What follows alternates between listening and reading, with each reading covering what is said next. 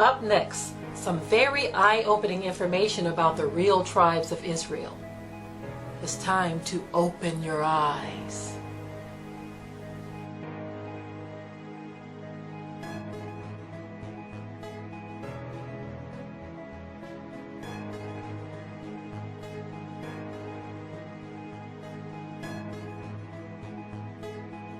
And I'd like to now bring up another interesting place that you're finding descendants of the Israelites, but may not necessarily be from the 10 tribes, but will also play a role.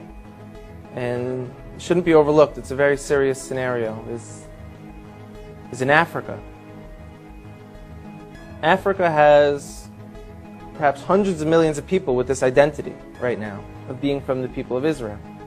We're taught by the historians and within our own traditions that when the Romans conquered Judea a few hundred years after that the tribes of Israel went into exile, perhaps millions of Judeans were sold into slavery, into Africa, into Rome, deep into Africa.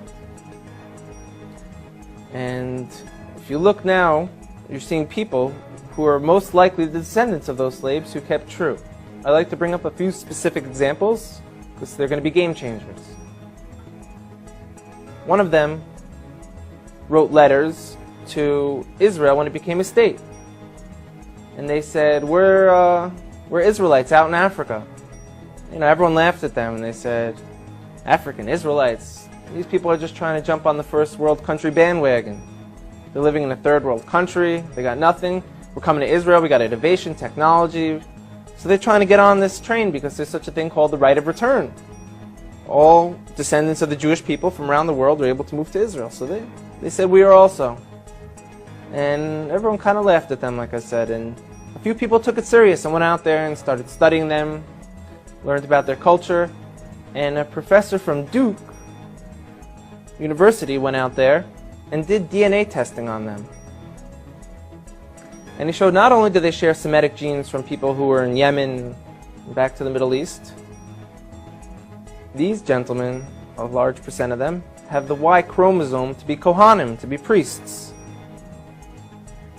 Now, if anyone who doesn't know, a priest is a specific family clan of the nation of Israel who come from Aaron, the brother of Moses, who was the first priest. And anyone descended from Aaron has the status title priest. And we found that these men in this village in South Africa called Lemba, L-E-M-B-A, carry this genetic marker to let us know that they share the same as from the Sephardic and the Ashkenaz and the population of the people in Israel today. They share the same exact DNA marker. That's mind-blowing. So everyone kind of got humbled a little bit who laughed at them and said, now what? Now what do we do about this? This could have tremendous implications. Another area in Africa you have something big happening is in Nigeria. You have the Igbo people, or Igbo, pronounced either way. There's 40 million of them, also Christians, like I spoke about before, how that could happen to the children of Israel very easily. But also a lot of them are now coming out and converting back or adopting the rules of the Torah without all the paganism that they've been practicing for hundreds of years. And converting back or adopting the rules of the Torah without all the paganism that they've been practicing for hundreds of years. There's been books written about it from scholars in Nigeria, from scholars from the Jewish people. And where it gets interesting is, in America, there was a slave trade. And a lot of the slaves, a very high percentage of them, came from Western Nigerian ports. And in America today, you see a very large movement of African Americans who say that they're the real chosen people, that they're the children of Israel, they're the Judeans.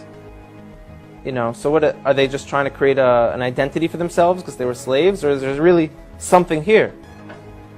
And the answer is, most likely there is something there. And most likely, maybe that they were the original Israelites, and maybe that the Jewish people today who are white, Caucasian people came in a little bit later on. We know that some of the greatest sages of the transmission of the Torah were converts from Rome. You have a man named Onkelos who wrote a commentary on the Torah, unprecedented, that we still learn today. He was a convert. Some of the largest pillars on the transmission today were Roman converts. So here we are, we're Caucasian Jewish people, and now you have people in Africa saying that they're the real people of Israel. It can't be ruled out at all. We know they were sold into slavery. We know now that they're fulfilling prophecies by saying they're coming back.